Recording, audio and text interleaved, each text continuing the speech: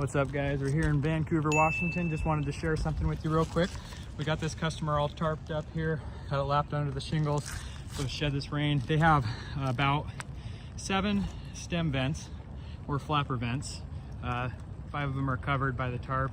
One of them's definitely leaking, the other ones are potentially going to leak. I want to get a close-up for you real quick though.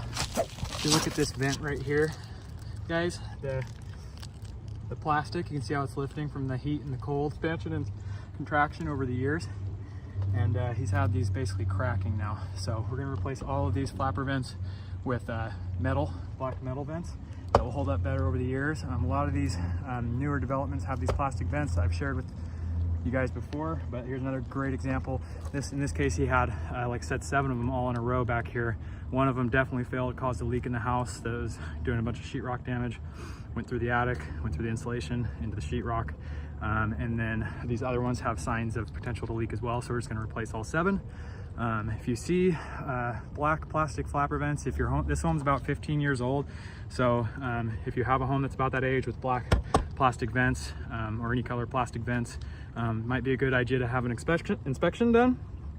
Maybe be proactive about stopping some of these leaks before they cause damage inside the house. So plastic vents, metal's better. There you go.